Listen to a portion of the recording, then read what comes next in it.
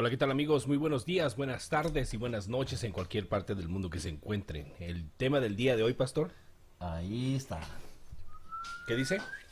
El Cristo o Jesús de acuerdo a los testigos de Jehová. Cristo de acuerdo a los testigos de Jehová. Mi nombre es Enrique López Celso Caballero. y esto es Equipando Equipando al al Cristiano. Cristiano.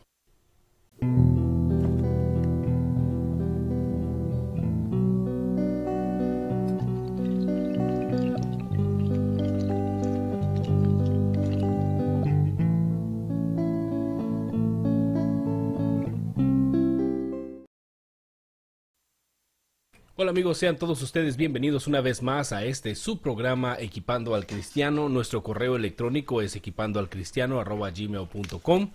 Nuestra página de Facebook es Equipando al Cristiano. Nuestro website www.equipandoalcristiano.com. Nuestro website hermano es www.nuestrotemplo.com y nos encuentra en todas las redes sociales. Twitter, Facebook, ¿qué más? No estamos en Instagram, perdón. Estamos ahí. No estamos tomando fotos todo el día ni selfies, hermanos. Tenemos muchas otras cosas que hacer. Pero cuando se trata de podcasts, en cualquier lugar que usted ande buscando podcasts como iTunes, Podbean, Stitcher, estamos ahí para que escuchen nuestro programa en su teléfono, en la comodidad de su automóvil, sin que anden viendo para abajo. Nomás le ponen play y ya nos pueden escuchar. Estas bellas voces para televisión, pero rostros para radio. Ya digo. Hermano, el día jueves, hace 2 días, vimos Jesús o Cristo de acuerdo a los mormones. Sí, de hecho quería hacer una mención. Lo hicimos de una manera un poquito breve, aunque hay mucha más información. De hecho estoy un poquito conforme porque no dimos más información de la que debemos, porque hay muchas otras cosas más que podemos hablar. Pero tal vez tratamos eso después, tal vez a lo mejor hacemos otro análisis un poquito más, dando un poquito más información.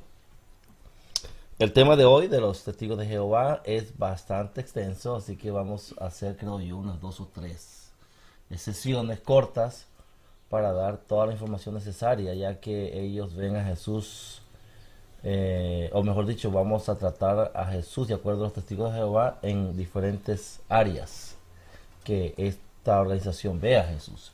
La idea aquí es probar y comprobar de que el Jesús que ellos mencionan en sus enseñanzas no es el Jesús de la Biblia, no es el Jesús el que salva, no es el Jesús que trajo la salvación, no es el Jesús bíblico. Así que esa es la idea. Amén, hermanos, vamos a poner en nuestra página de Facebook, de aquí en adelante, creo que se me ha pasado anteriormente, a poner los links de los videos que grabamos en vivo. Es todos los sábados, a veces los jueves, dependiendo los horarios del hermano o el mío. Parece ser que en el futuro van a seguir cambiando los horarios, para que compartan con sus hermanos, sus amigos, la página. Nos siguen llegando likes de todo el mundo, hermano. Eso es bueno, subió. Bendito Dios. Lo dejé aquí de acuerdo a... Creo que se me olvidó ponerle el nombre, pero listo. Vamos a hacer una modificación aquí nada más. Pastor, si gusta hacer algún comentario de entrada mientras termino de hacer esto, o quiere comenzar usted con la lección. No, haga eso, puedo hacer algún comentario al respecto. Okay. Solo quería pues recalcar una vez más que posiblemente terminando la sesión de Testigos de Jehová y de las otras organizaciones, me gustaría volver un poco más a la cuestión de los mormones para dar un poquito más de información de lo que ellos piensan acerca de Jesucristo, aunque la información que dimos es más que suficiente como para comprobar que no es el Jesús de la Biblia. No es un Jesús, nació espiritualmente en algún momento de la historia. No es un hermano de Lucifer o Satanás. Lucifer que aquel entonces con Satanás tampoco. No, la Biblia no habla absolutamente para nada de eso. No es nacido de una relación sexual entre el Padre y María. Por tanto, no es el Jesús de la Biblia, no es un Jesús que salva, tampoco no es un Jesús que se haya casado, como lo declaran ellos. eso minimiza en lo absoluto lo que realmente quién es Jesús. Así que llegará un momento, creo que tendremos que hablar también acerca de Jesús de acuerdo a la organización evangélica cristiana. Lógicamente en esa parte vamos a enfatizar cómo verdaderamente es el Jesús de la Biblia. Y si habrá momentos en que tal vez hablemos de Jesús de acuerdo a algunos evangélicos, como lo están viendo, vamos a tener que decirlo, porque creo que hay algunas posiciones que están equívocas con respecto a Jesús. Como por ejemplo, mucha gente no ve a Jesús como en su naturaleza humana. Creen que admitir que Jesús tuvo una naturaleza humana es minimizar su potencial, su poder, su capacidad, su todo para poder traer salvación al mundo entero. Otra cosa, creo que la gente no sabe que Jesús tuvo dos naturalezas en sí, y eso creo que muchas organizaciones pasan desapercibido. Así que vamos a hablar cuando lleguemos a esa parte, en lo que concierne a los evangélicos cristianos, que también vamos a tener que tocar y traer escarbar algunas cositas y hacer mención de algunas equivocaciones que también están en nuestro ambiente. Así que, hermano, vamos a entrar en el tema. El hermano ya prácticamente está ¡Listo! listo. Ok, ahora sí. Terminado, hermano. Okay. Vamos a entrar entonces de lleno a esto que es Jesús de acuerdo a los testigos de Jehová. ¿Qué? ¡Listo! Así se lo quiere del revés. Bueno, en fin, Okay. adelante, hermano. Ok, ahora sí, hermano. Como decía al comienzo, creo que la sesión de Jesús de acuerdo a los testigos lo vamos a hacer en varias sesiones, tal vez 2 o 3. Esta parte vamos a tocar algunos rasgos de algunas partes escriturales que ellos utilizan para comprobar de que Jesús es menor que el Padre. Por ejemplo, es una de las primeras cosas que vamos a ver. Ellos dicen que Jesús es menor que el Padre, y eso ya hace a Jesús un Dios en segundo grado, un grado menor que el Padre. De hecho, sabemos que Juan 1:1 ha sido completamente torcida la escritura de acuerdo a la interpretación gramatical griega, de acuerdo a ellos. Y creo que esa parte, cuando lleguemos a Juan 1:1, que creo que es, déjenme ver si lo tengo por aquí.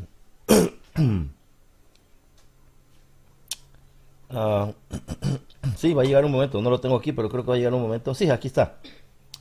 Va a llegar un momento donde vamos a tener que tocar esa partecita y la vamos a tener que desglosar en diferentes maneras. Vamos a irnos al griego y desglosar cada partecita de eso. Ya, claro, no es que somos especialistas en el griego, ni hermano ni yo, simplemente vamos a las informaciones. Usted, hermano. Y tratamos de aprender y empaparnos de esa información que ellos tienen y concentrarnos en lo que ellos están explicando para poder aprender de lo que ellos están enseñando y poderlo explicar de manera sencilla a la gente que nos escucha y que tal vez no tiene el acceso que nosotros tenemos en esta parte, con algunos libros, algunos diccionarios griegos, traducciones que hay por allí que nos enseñan. Vamos a, creo que, enfatizar bastante bien esa partecita de Juan 1:1 cuando llegue su momento. Así que, de acuerdo a ellos, Jesús es menor que el Padre. Y hay varias partes escriturales que los testigos de Jehová utilizan y quiero hacer mención de ellas. Por ejemplo, Juan 14:28, hay una parte escritural que dice: el Padre es mayor que yo. Correcto. Juan 20:17, Jesús se refirió a su Dios, a mi Dios, cuando refiere al Padre, mi Dios también. Ahí está, el Padre es mayor que yo al final. Esa partecita ellos lo utilizan de decir de mi Padre es mayor que yo. Eso quiere decir que Jesús es menos que el Padre, de acuerdo a ello. Si usted busca... un momento, hermano. Okay. Antes de que se me mueva para adelante. ¿Por qué si Cristo está declarando mi Padre es mayor que yo, lo están ellos malinterpretando? Ok. Vamos a llegar en su momento, hermano. No quisiera yo entrar. La razón por la cual le digo eso, porque ahorita estamos dando mención de cada parte escritural que ellos están diciendo que utilizan para comprobar que Jesús es menor que el Padre. Y más adelante, una vez que demos todos esos versos, vamos a empezar a hablar de cada uno de ellos. y dar la explicación correcta bíblicamente hablando, dentro del contexto y dentro del, tomando en cuenta lo que es las palabras griegas utilizadas en ese momento. Llegará su momento, hermano, que vamos a explicarlo. Así que hold on to it, brother. Ok, Juan 20, Hold your 17. horses. Vamos a después a dar eso. 14:28, ¿qué dice? Habéis oído que yo os he dicho, voy y vengo a vosotros. Si me amarais, os habríais regocijado, porque he dicho que voy al Padre, porque mi Padre Es mayor es que yo. Ok, esa es una parte escritural anterior. Y la otra es 20:17. Ujú. Esa es la que vamos a pegar aquí. ¿Ah? Y Jesús le dijo, no me toques, porque aún no he subido a mi Padre. Mas ve a mis hermanos y diles, subo a mi Padre y a vuestro Padre, a mi Dios y a vuestro Dios. Ok, ahí se declara a mi Dios, dice A él. mi Dios. Entonces tenemos que ver por qué es que Jesús dijo tal cosa. Aparentemente, si lo tomamos desde el punto de vista literal, si tomar el contexto, de verdad que sí, Jesús aparenta ser menos que el Padre, porque él lo reconoce con palabras ahí. Hay otra, Colosenses 3, 1, 1 Corintios 1 Corintios 11:3. 11:3, perdón. Y dice así: pero quiero que sepáis que la cabeza de todo hombre es Cristo, y la cabeza de la mujer es el hombre, y la cabeza de Cristo Es Dios. es Dios. Esa es otra parte escritural que ellos usan. 1 Corintios 15:28, por ejemplo, ahí nomasito. 15:28 Ujú. dice así: y cuando todo haya sido sometido a él, entonces también el Hijo mismo se sujetará a aquel que sujetó a él todas las cosas, para que Dios sea todo En todos. en todos. O sea, eso está dando a indicarle que Jesús viene y se somete a lo que es el... Ey, cálmate. Perdón, hermanos. La mascota. Es la mascotita por aquí, hermanos. Eso es lo que pasa. ¿Quieres salir a jugar? Ok, adelante, hermano. Ok. La otra, Colosenses 1:15. Colosenses 1:15. Ah, ¿qué? ¿Qué pasó? ¿Se le perdió, hijo? Oh, Colosenses. Es que me pone de nervios el perro.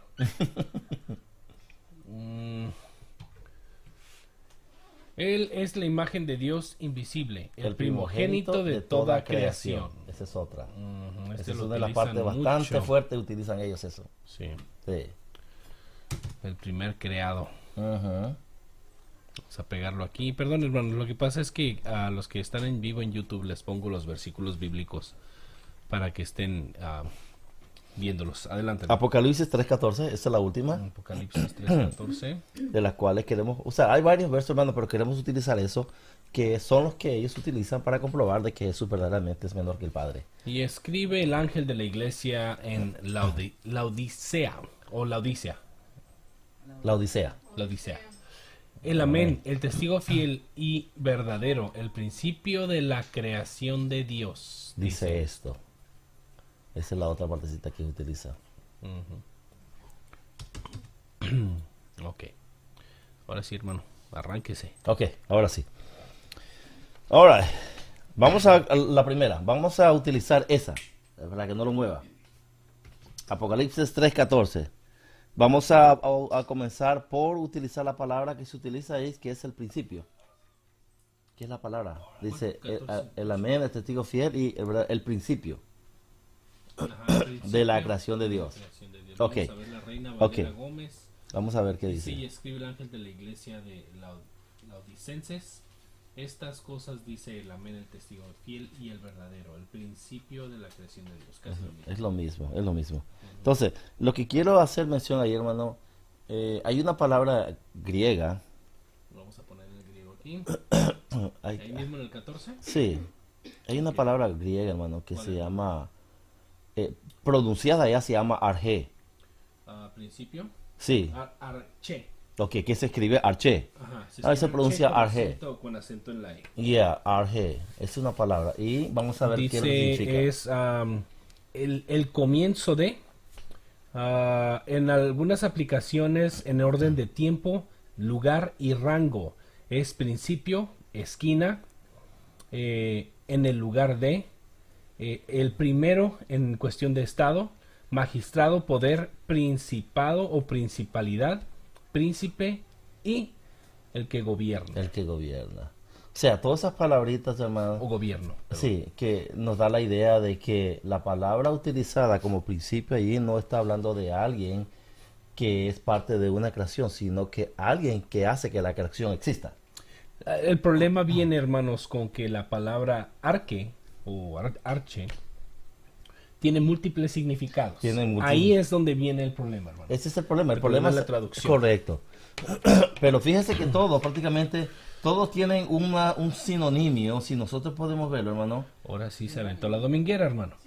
Un sinónimo. Un sinónimo. Yeah. Es así. Ya, sí, ligero para allá, rápido. Okay, O sinónimo. adelante. No, o está un bien. sinónimo. No, está bien, está bien. O un sinónimo. Uno que gobierna. Ajá, vamos de atrás para adelante. Gobierna, Ajá. principal, Ok. o el número uno. Sí. Principalidad. Alguien que tiene una posición. Exactamente. Poder. Un magistrado. Un magistrado. El primero. En una posición. La esquina o la piedra angular en Correcto, este caso, porque correcto. es la piedra de la esquina. Ya. El comienzo. El comienzo. eh, Lugar de rango. lugar de rango Y de tiempo. en orden en tiempo. Ok. En el orden de O sea, tiempo. si nosotros vemos cada palabra, ninguno de esos da la idea, hermano, porque sería sacarlo fuera de contexto todo. Ninguno de esos da la idea de que Cristo pasa a una posición donde es parte de una creación, sino al contrario. Él está detrás de donde está la creación para que la creación exista. O sea, Ellos se pueden tomar de la palabra comienzo para comprobar lo que ellos están diciendo. correcto, hermano. Pero el comienzo, dice la palabra que él ya era, él ya existía. Sí, Desde antes de la creación ya era él. sí. La palabra arque, el problema viene ahí, que dice que él entonces sería comienzo. Ya, la cosa aquí la vamos a ver, hermano. La palabra comienzo tiene una palabra sinónima que podría ponerse allí, o se puede poner como la causa de. Ahí es a donde iba, hermano. Porque sabemos, porque la palabra lo dice, que por medio de él todo fue creado. Entonces, de manera él es que la causa de algo. él es la causa del comienzo. Correcto. Entonces, no que él haya sido lo primero de, sino que a través de él, lo primero de fue creado. Sí, no es que sea parte del comienzo, sino que es la causa de un comienzo. Exactamente. Ok, la cosa tendremos que llevarlo un poquito más atrás todavía, porque entonces en ese caso ellos dirían, sí, estamos de acuerdo, pero recordemos, llevémoslo un poquito más atrás. Allá a la eternidad, donde Cristo aparece en esa área de la eternidad, donde no es eterno totalidad, pero parte de una sección de eterna, y viene a ser parte donde Él pasa a ser parte de la creación. Podría llevarlos ellos hasta allá atrás si quieren, pero aún así no cabe, hermano, porque todas esas partecitas traen a Jesús a mención como alguien que es la causa de algo. ¿No tendría sentido entonces que Dios, Padre, siendo el creador absoluto, haya creado a Cristo para que creara el universo? No tiene sentido. Aparte de eso, hermano, otra cosa que se puede traer a mención es, recuerde que el Padre mencionó en varias ocasiones y enfatizó poderosamente que Él no comparte gloria con nadie. Y eso implica que Él estaría compartiendo la gloria con Jesús, siendo un Dios menor. Y ya eso quebranta todas esas partes escriturales donde Él poderosamente declara, yo no comparto gloria con nadie. Nadie es nadie. El problema también viene, hermanos, cuando yo creo que nuestra mentalidad es tan limitada. Nuestra capacidad de entendimiento tiene un límite cuando estamos... dice la palabra que cuando la humanidad hablaba una sola lengua, hermano, alcanzó grandes cosas, con mente colectiva. Hoy vivimos una vida nómada, vamos a ponerlo así. Nos movemos para muchos lados, muchas veces hay quien vive una vida extremadamente sedentaria. Sin embargo, nuestra capacidad y mentalidad ha sido tan limitada que el hecho de que querramos entender a un Dios trino, sobre todo a una persona que es testigo de Jehová, que ellos se burlan de la Trinidad, se burlan del concepto que nosotros tenemos de Dios. Le llaman ellos un concepto, cuando es una realidad. Sin embargo, hermanos, ellos no pueden, porque Dios dice que no comparte con nadie la gloria, separando a Dios Trino, estamos teniendo tres personas, Tres dioses. de manera que tienen entonces que ser tres dioses. Un dios Pero de cabeza, dicen ellos. el problema aquí viene cuando ellos dicen, pero Dios, Jehová es Dios, Cristo es un Dios con D minúscula, y el Espíritu Santo es la fuerza activa. A ver, espérame tantito. Si Dios no comparte la gloria con nadie, entonces el Espíritu Santo no es una persona, no, nomás es el poder, la fuerza. Ya lo minimizan Sí. a una A una simple, escala menor. menor. Simple energía. Exacto. A una cosa.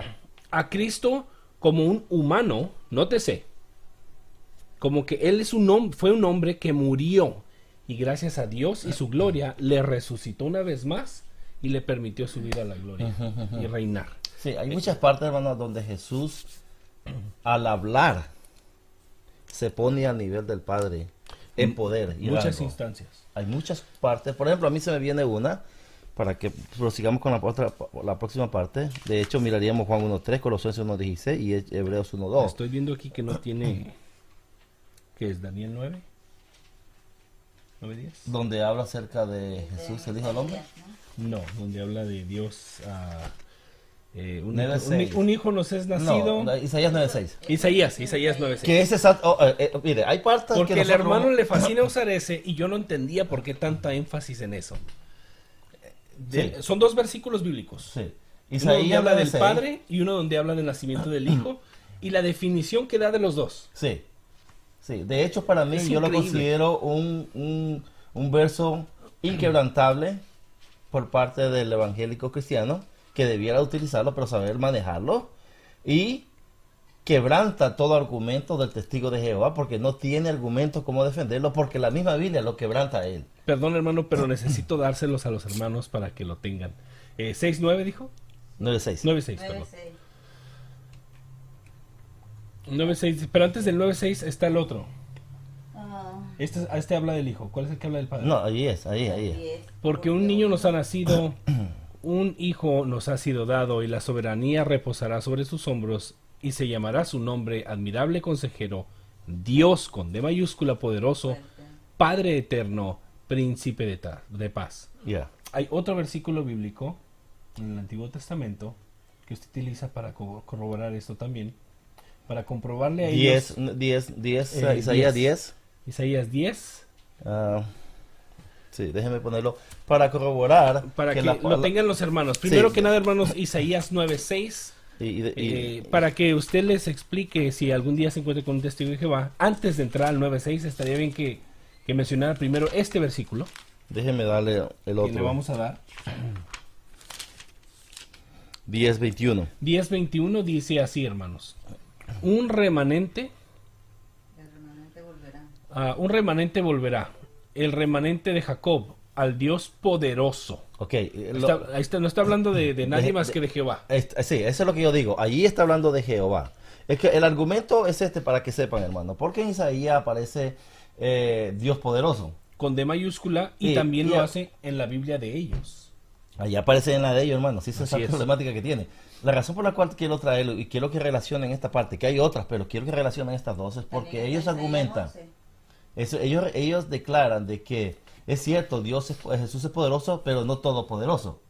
Exactamente. Y eso lo hace menor que el Padre, dicen ellos. ¿Ves? Sí, Jesús es poderoso, pero no todopoderoso. Eso lo hace a nivel bajo del Padre. Entonces, el argumento que yo les traigo es Isaías 10:21. Entonces le digo yo, vamos a Isaías 10:21 a ver qué dice y de quién se está hablando. Resulta que Isaías 10:21 está hablando de Jehová el Padre, no está hablando de Jesús. Y la Biblia lo declara o se refiere al Padre como Dios poderoso también. Eso quiere decir que la palabra todopoderoso, poderoso, no necesariamente minimiza a Cristo ni minimiza al Padre. No los degrada para nada en ningún momento. No los pone en un nivel bajo, sino al contrario. No están en ningún momento degradando a ninguno de los dos. Entonces yo les traigo eso y ahí es donde se quedan ellos con... bueno, yo necesito averiguar eso. Y ahí se quedan. Voy a volver con los ancianos. Exacto. Entonces dice, le digo esto porque yo he tenido conversaciones con testigos donde nos hemos puesto a sentar en una mesa uno a uno tratando el tema ese. Y para serle franco, no tienen argumentos, hermano, para defenderlo. Se van así. Mira, hermanos, y dice que va a regresar. Grabamos un programa con un amigo mío que es testigo de Jehová. El hermano trajo este argumento. Y se me quedó grabada la respuesta de mi amigo que dijo, bueno, pues esa es la...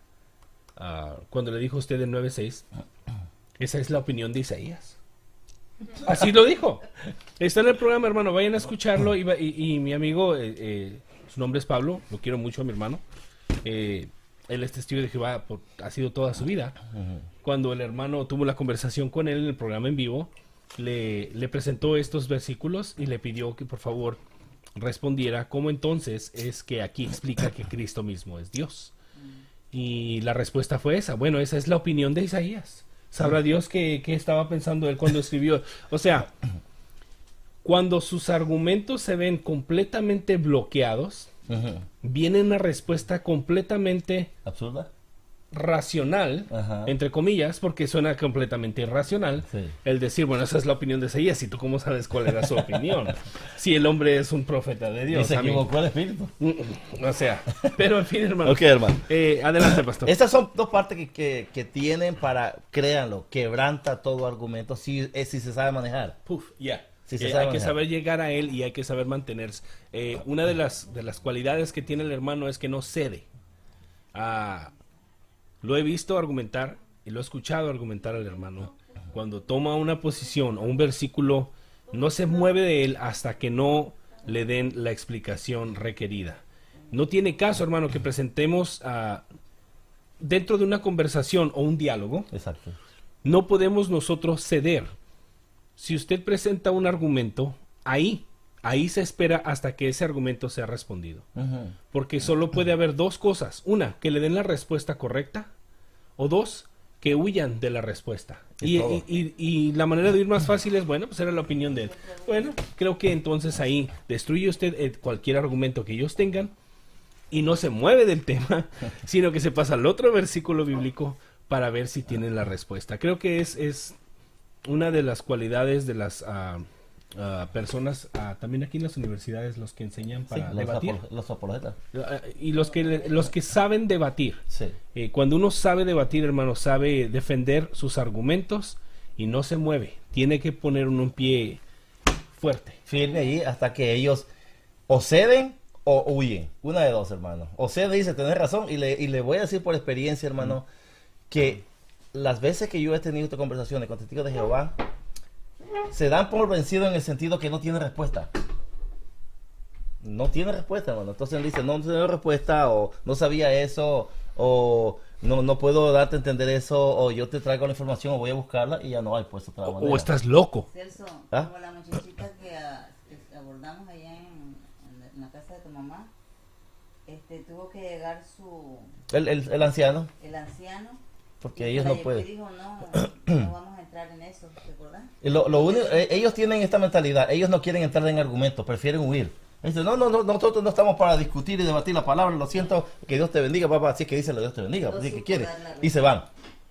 Esas son las partes que yo he visto que la gente hace, no se mantienen y lucha para poner la posición que ellos tienen, sino que huyen, hermano. Bueno, si no está uno preparado, tampoco hay por qué exponerse de esa manera. Sí. Lo preferible es decir, es que la verdad es, ser sinceros es lo mejor, no sé. Sí. Yo no sé. Sí, entonces, pero ellos dicen, no estamos para debatir la palabra no se debate, así que bueno, nos vemos, que otro día nos vemos, o ya. Qué raro, ¿verdad? Se nota entonces que no han leído Hechos. Ok, seguimos, hermano. Entonces, ya hablamos de Apocalipsis 3:14, ¿no? Ya la palabra clave es la palabra arche, que es escrita o se pronuncia arge, y ya dimos el significado. La idea aquí es alguien que tiene preeminencia sobre aquello que es creado. En otras palabras, alguien que es la causa de lo que está creado. De hecho, a Dios se le conoce como la causa incausable, o que no es enclaustrada en algo, sino que Él es la causa de lo que existe. A Él no lo pueden encauzar en nada porque a Él nadie lo ha creado. Por tanto Jesús no puede ser encerrado, encasillado en ningún caja, si quiere ponerlo, o algún metido por ahí para que digan Él es el que ha sido creado y no el creador. Quisiera que fuéramos a otra parte, hermano, que es la otra que quiero que analicemos, que son tres partecitas nada más. Proverbios 8, 22, 23, hermano. ¿Y cómo se usa también ese verso? Permítame un segundito. 8 dijiste. 8, 22, 23. Es un verso que se... 8, 22, 23, hermano. Es un verso que tanto se usa. Y hay que leerlo bien porque es una confusión. ¿La palabra? Habla de la sabiduría. No, la sabiduría, perdón. Habla de la sabiduría. El Señor me poseyó al principio de su camino, antes de sus obras de tiempos pasados. Desde la eternidad fui establecida, desde el principio de los orígenes de la tierra. Entonces, nosotros como cristianos evangélicos hemos visto esta parte como que es de Jesús que se está hablando ahí. Hemos visto y hemos debatido, sí, es de Jesús que se está hablando, es de Jesús que se está hablando porque Él es la sabiduría, Él tiene que ser la sabiduría ahí hablando. El problema, hermano, que nosotros encontramos con alguna posición que tenemos algunos cristianos con respecto a eso y los testigos de Jehová, es que si nosotros establecemos esa posición, hermano, de que es Jesús, entonces la sabiduría tiene un principio en algún lugar de la historia. Sí. A ver, explíquelo más. Vamos a explicarlo por ahí. O sea, si eso es así, hermano, tenemos un problema. Y no solamente ese. Yo quiero leer exactamente, hermano, lo que este señor que está aquí, ¿cómo se llama? Déjeme leerlo primero todo. Y quiero ir hasta donde está un señor que se llama Robert Bowman. Robert Bowman. Así se llama el señor este. Y va a ver lo que dice él. Roberto Bowman. Okay. Roberto Bowman. Okay. Los testigos de Jehová declaran que se está hablando de Jesús en esta partecita. Lo primero que se enfatiza es que Proverbio trata con la sabiduría personificada. Cuando hablamos de sabiduría personificada, hermano, estamos hablando que una palabra, algo abstracto, algo que no tiene... no se puede tocar, ni nada por el estilo,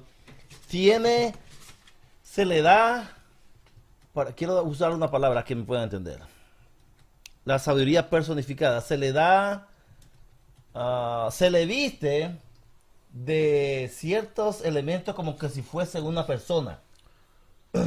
No sé si se me entiende, pero lo que quiero decir... La cualidad de la sabiduría es lo que nos da la entidad, por eso lo quieren tomar. Exacto. Y hacer un personaje. Una persona. Un personaje.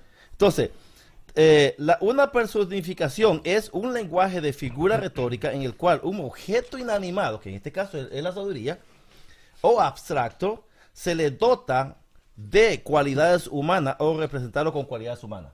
Es lo mismo que dije, la entidad, hermano, no Eso requiere de un cuerpo para ser una persona. El Internet es una entidad. Exacto. ¿Por qué? Porque todas las mentes que han contribuido a lo que es el Internet le hace una entidad, no necesariamente una persona. Correcto, ahí va a llegar yo. Esa es la diferencia entre una... Mira, hermanos, nosotros somos categorizados como entidades de acuerdo a la ciencia.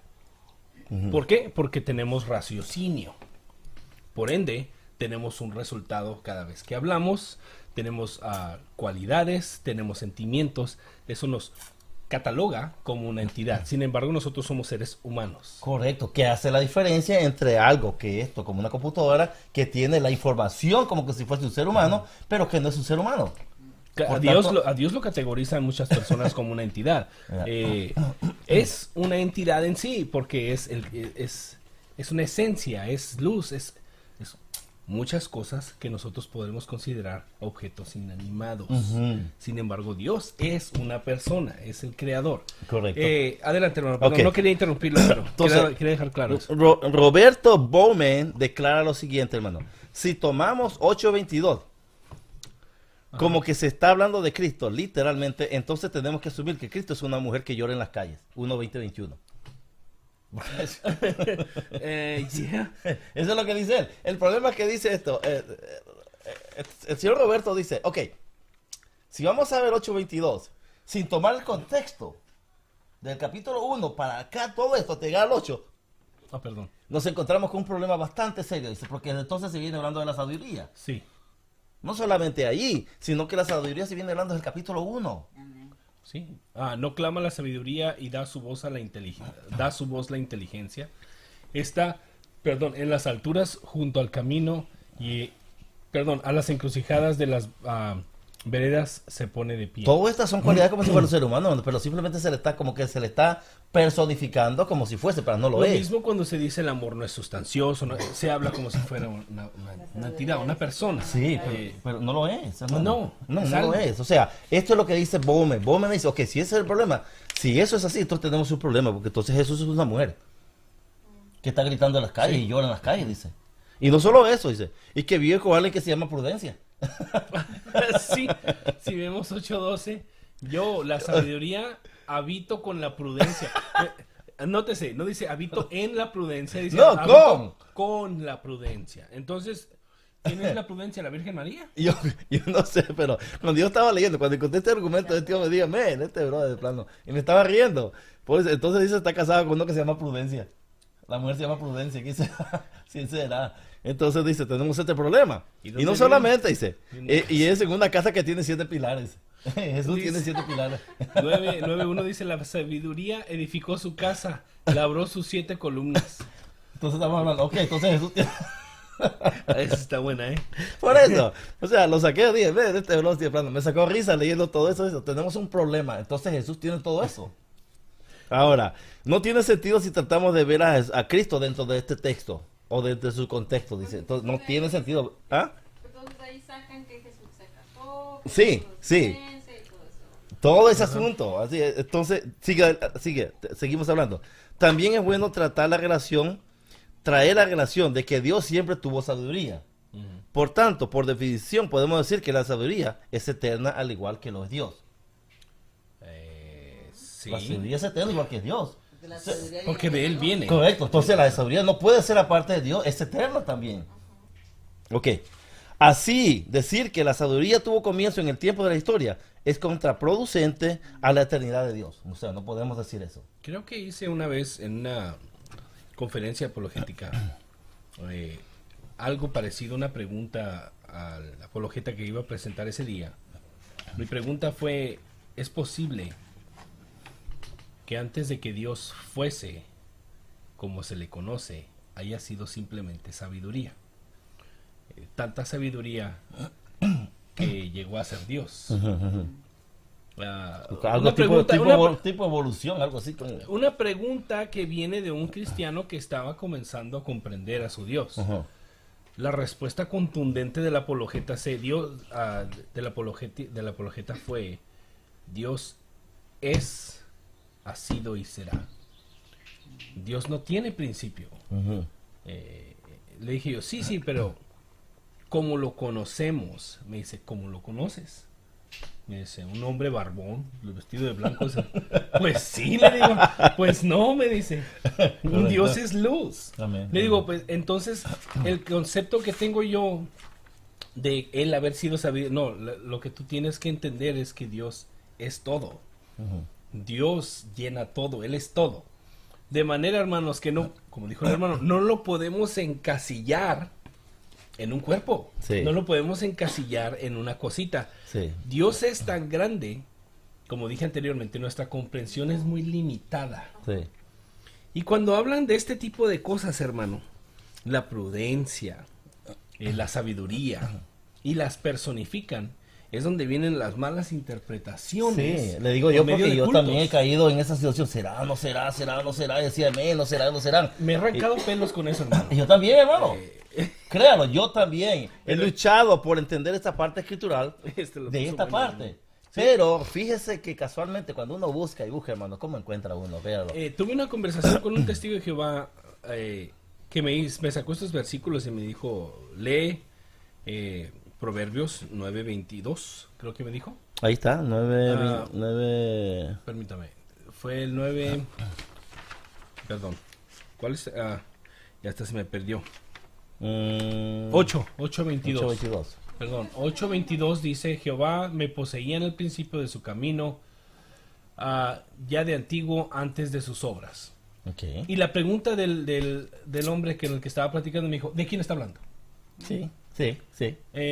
Y le dije yo, pareciera que de Cristo. No, está hablando de Cristo. No, vámonos para atrás. No, ese versículo, no, le dije. Tienes que aprender a leer en contexto. Oh, ustedes los cristianos en su contexto. Oh, well. Ahí te está diciendo, no, vámonos para arriba. Y le di Proverbios 8.1. No clama la sabiduría y da voz a su inteligencia. Le digo, está hablando de la sabiduría. ¿Y quién es la sabiduría? Pues la sabiduría. Está hablando de la sabiduría. No, está hablando de Cristo. Ahí no dice Cristo. Ahí dice sabiduría. No, pero es que Él es la sabiduría. No me dijiste que era un hombre que había muerto y que lo resucitó Dios. No, pero bueno, ponte de acuerdo. Adelante, hermano. Sí, entonces quedamos claros ahí, pues. El asunto es ponerlo en contexto, hermano. Y no encontré mejor información que la que Roberto Bome me dio ahí. Y yo dije, man, este argumento está bueno, lo que tiene este hombre aquí. Y dijo, sí, es cierto, no podemos sacarlo, si lo ponemos en contexto, entonces tenemos un problema bastante serio, porque entonces a Jesús lo estamos personificando como una mujer, se casó con la prudencia, y resulta que una casa con 7 pilares. Entonces, de hecho, usted sabe que Jesús dijo, yo soy la puerta. Oh, entonces Jesús es una puerta, realmente, literalmente hablando. Tal vez la manija para abrirla, O sea, pues, si vamos a tomar literal ese asunto, entonces Jesús es una puerta. En ese caso, porque él dijo, yo soy la puerta. Oh, y dijo él, yo soy el camino. Entonces Jesús es un camino, literalmente hablando. Ni hablar, yo no sé. No. Yo mejor me quedo callado. Ok, la otra parte, ya para terminar, hermanos, Colosenses 1:15. Y aquí tenemos otro problema. De hecho, yo tuve una conversación con un testigo de Jehová en esta partecita, y ahí no hubo este muchacho cómo salirse, porque siempre le he dicho que la palabra primogénito aparece en muchas partes de la Biblia, y yo le saqué varias partes, y le dije yo de que si la palabra primogénito tiene el mismo significado, tenemos un problema bastante grande, porque en la parte de la Biblia aparece en muchos lugares. Por ejemplo, el primogénito de toda la creación, la palabra utilizada griega se llama prototokos, o prototokos, como puedan llamarle ahí, como quieran llamarles, o como ustedes consideren que es, pero para mí es prototokos. Permítame, hermano, vamos a ver en griego. Prototokos. Prototokos, esa es la palabra. Entonces, ¿qué dice? Primero nacido, usualmente como nombre, literalmente o figurativamente. El primer concebido. Primer concebido. Ok, el primer concebido. Eso es lo que la palabra declara. Por tanto, vamos a analizar algunas partes. Si eso es así, la palabra primogénito es lo que significa. Con ese significado, hermano, que es lo que significa primer nacido, entonces vámonos a algunas partes escriturales. Por ejemplo, Éxodo 4:22. Vámonos a eso, Éxodo 4:22. Recuerden, ya leímos ahí y dice literalmente el primer nacido. Sí. Ok, eso es lo que dice. Éxodo 4:22. Entonces dirás a Faraón, así dice el Señor, Israel es mi hijo, mi primogénito. ¿También los parió o qué? Esa es la idea. O sea, si la idea es parir a alguien, que es lo primero, el primero que nace, el primer nacido, entonces tenemos un problema. Entonces Israel nació primero del padre. ¿Cómo pudo el padre tener a Israel? Tenemos que verlo dentro de un contexto, conociendo la historia del pueblo de la nación de Israel, de dónde vino y cómo es que vino, o cómo vino a ser una nación. De hecho, para la gente que no sabe, o tal vez se les ha olvidado, cuando la nación de Israel sale a flote como una nación, recuerden que viene por parte de alguien que comenzó. ¿Se acuerda del personaje? Abraham. Correcto. Viene de Ur de los Caldeos. La pregunta es esta, hermano. Cuando Dios escoge a este hombre y lo saca de una casa pagana, porque él era un pagano, un idólatra, lo saca, ni siquiera era un hombre entregado, era un pagano, idólatra, porque estaba en una casa pagana, idólatra también, que practicaba lo mismo. Cuando Dios lo saca para enseñarle e inducirlo e instruirlo en un camino. No es el único, pudo haber sido otro, no era el único hombre. Cuando la nación de Israel se conforma, no era la primera, había varias naciones. Por tanto, decir que él es el primero de algo, no cabe allí, hermano, porque entonces no estamos hablando de esa posición, sino estamos hablando de una posición de un lugar que Dios lo establece, no porque nació, sino porque Dios lo pone en un lugar. El primogénito significa No está alguien hablando de tiempo, sino de lugar. un lugar donde es ubicado la nación de Israel, no porque nació, sino porque Dios lo trae y lo pone en un lugar específico. Lo ahí. que nos puede traer también de regreso a la palabra hechos o X. ¿Cuál fue la palabra? Arge. Arque, que es también el mismo concepto de tiempo y lugar. Sí, solamente que aquí tendríamos que tener cuidado de usar la palabra porque no aparece allí, No. porque entonces estaríamos hablando No, de sí, sí, supremacía. Sí, no. Aquí, Pero- aquí la palabra primogénito es becore. Ujú, ya. Firstborn, que significa primer nacido, o jefe, o antiguo, o el primer nacido. Ya. O sea, estamos hablando de una posición como de cabeza de un cierto grupo que cual le rodea a él. No alguien que tiene la supremacía por sobre todo, sino una posición que él está ocupando en ese momento con respecto a las organizaciones que le están rodeando en ese momento. Correcto. Esa es la posición. Por tanto, la palabra nacido de nuevo no cabe ahí. No, y nótese que la Biblia dice primogénito casi en todas las versiones. Y cuando vimos la palabra griega principio, es arque, la otra es prototocos, Ajá. y esta es bekore. Becore, que es un sinónimo de la palabra prototocos. Correcto. Sin embargo, se utilizan en lugares diferentes en la Biblia. So, si leyéramos la Biblia en griego, iban a aparecernos tres palabras diferentes. Sí, Entonces, correcto. y cuando la leemos a nuestra traducción, es la misma palabra utilizada para definir diferentes contextos. Correcto. De hecho, ahí aparece la Strong Hebrew. En Greek, perdón. no, algo más. Greek Dictionary, eso quiere decir que... Está en los diccionarios griegos Ya. y hebreos. Amén, ahí lo pueden encontrar. Ok, ahí tenemos una. La otra es Jeremías 31:9, que prácticamente casi viene siendo la misma cosa, refiriéndose al mismo personaje, 31:9.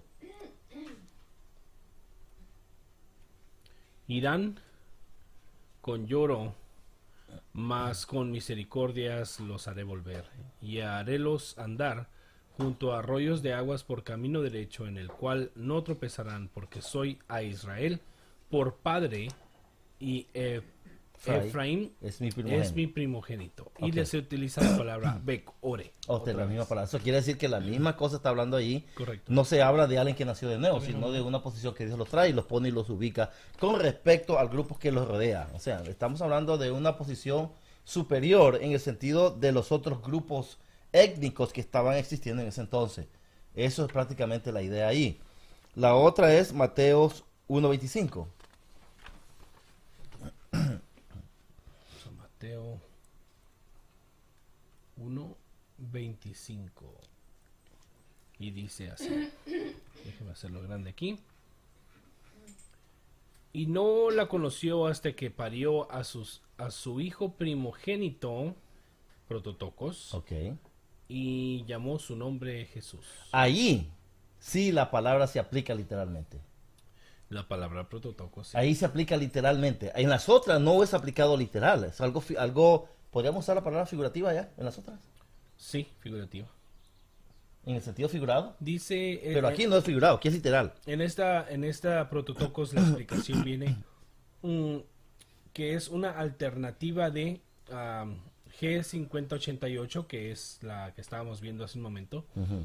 El primer nacido se utiliza como un noun. ¿Cómo se dice noun? ¿Nombre? No, como un sinónimo. Ah, ok. Literal o figurativo. Ujú. El primer Concebido.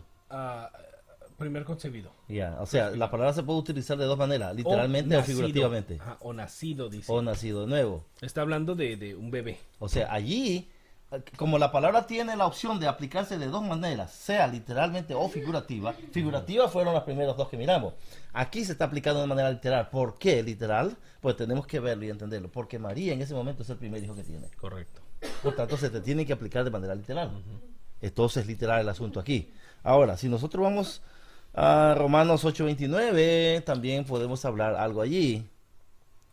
Y tenemos dos más que los vamos a ver y ahí terminamos esta partecita, porque es bastante información la que puede dar y hay muchas partes escriturales que ellos utilizan para Porque apoyar. a los que antes conoció también predestinó para que fuesen hechos conformes a la imagen de su Hijo, para que Él sea el primogénito entre muchos hermanos. Ok. Prototocos. Ok, la palabra prototoco. Ahí nos puede hablarse de una manera literal. Porque están las dos opciones, literal o figurativa. No puede hablarse literal porque en este caso estamos hablando de alguien primogénito que nace primero que todos los hermanos. Imposible, hermano. Entonces, ¿qué podemos hablar ahí? De un rango de posición ahí. Tenemos que verlo desde el punto de vista rango de posición, no de alguien que es parte, sino de alguien que es causa de los otros que van. En este caso hablamos de una posición de rango ahí, no estamos hablando de una posición literal, tiene que ser figurativa, porque Jesús no puede ser alguien que se es parte. En ese caso, si eso es así, hermano, entonces estamos viendo a Jesús desde el punto de vista que tuvo que bautizarse porque tenía pecado, él tuvo que nacer de nuevo porque tenía pecado. Si eso es así, entonces Jesús tenemos que verlo desde ese punto de vista. Jesús no tenía pecado y no tuvo que nacer de nuevo. Si la razón por la cual Jesús se bautiza es por es un ejemplo que nosotros tenemos que seguir para enseñarnos, Él nos enseña algo que tenemos que hacer. Jesús no tenía pecado ni tuvo que nacer de nuevo. Lo asombroso de esto no solamente estas organizaciones, es que algunos cristianos tenemos el error tremendo de acercarnos a Jesús y creer que Él se bautizó porque tenía pecado. Y tuvo que nacer de nuevo. Para mucha gente cristiana evangélica, eso así lo ven. Y es una equivocación tremenda. Qué tremendo. No, así están equivocados, hermano. El Colosenses 1.15 ya lo vimos. Ya vimos ese, ¿no? Sí. Ok, Apocalipsis 1.15 ya lo miramos. 1.14 vimos, ¿no? Déjame ver, 1.15. Déjeme cambiar aquí de griego. Sus pies semejantes al bronce bruñido cuando se le ha hecho refulgir. No, entonces ¿cuál es? No, 14, su cabeza, sus cabellos blancos, tan blanca la... No, déjeme buscarlo. Déjeme ver, que creo que está por Apocalipsis aquí. 3.14 es el que vimos. ¿Cuánto miramos? 3.14. Ok, déjeme ver aquí. Y escribe el ángel de la iglesia de la Odisea, el amén testigo verdadero, el principio de la Ahí. creación de Dios. Ahí miramos. 1.14, ¿verdad? 3.14. Ok, entonces déjeme ver. ¿Dónde es que lo vi yo? Sí, El tengo. principio es Arche.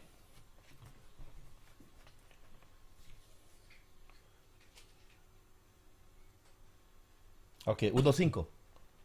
¿Dónde? 1.5, hermano. 1.5. Sí. Y de Jesucristo, perdón hermanos, y de Jesucristo, el testigo fiel, el primogénito, con la palabra prototocos, de los muertos y príncipe de los reyes de la tierra, al que nos amó y nos ha lavado de nuestros pecados con su sangre. O sea, ¿cómo lo tenemos que ver ahí? ¿Literal o una cuestión figurativa? Pues el primogénito de los muertos, no O fue sea, el primer muerto. Sí, o sea, pareciera como que Jesús, como que si fuese el primer muerto, entonces ¿qué pasaron con los que murieron primero? Pues están vivos, yo creo. O sea, hay muchas cosas que se entran en controversia, entonces tiene que verse en cuestión de rango y posición. Él es el origen de la gente que muere y renace y nace de nuevo, o sea, va levantada. Él es el que tiene el poder. Por eso Jesús dice que él tiene el poder para levantar a la gente que muere en Cristo Jesús, definitivamente. Y de hecho, cuando él habla de su propia vida, él dice, mi Padre tiene el poder de darme la vida. Yo tengo el poder de entregarla y volverla a tomar. O sea, él mismo tiene toda esa posición. Entonces, esas son las otras partecitas nada más que tendríamos que ver, hermano, ahorita. Ok. Analizar, pero hay muchas otras partes que tenemos que analizar.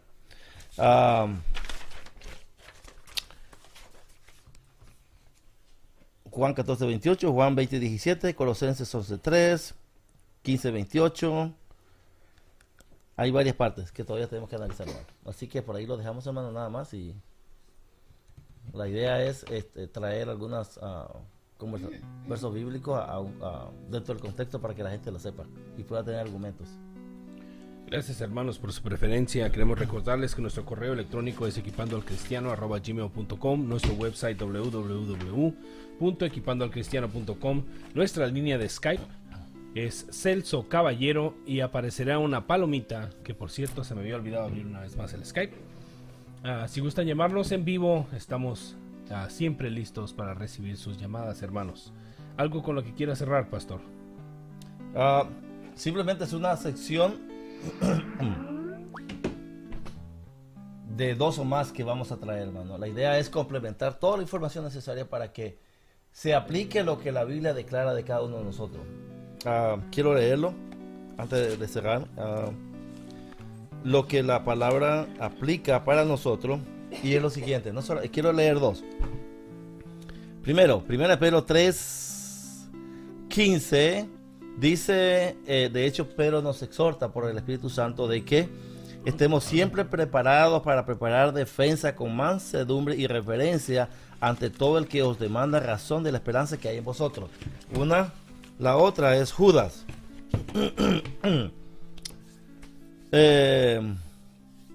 Me ha sido necesario escribiros exhortándoos que contendáis ardientemente por la fe que ha sido una vez dada a los santos. O sea, esas dos palabritas y de otras más que hay, nos exhorta que nosotros tenemos que capacitarnos para defender la palabra de Dios de una manera franca, sencilla y poderosa a la vez. Así que eso es más que todo lo que quería decir ahorita, hermano. Ok, hermanos. Para la gente que dice que no necesitamos, eso no se necesita, la palabra se defiende sola. No, la Biblia dice lo contrario.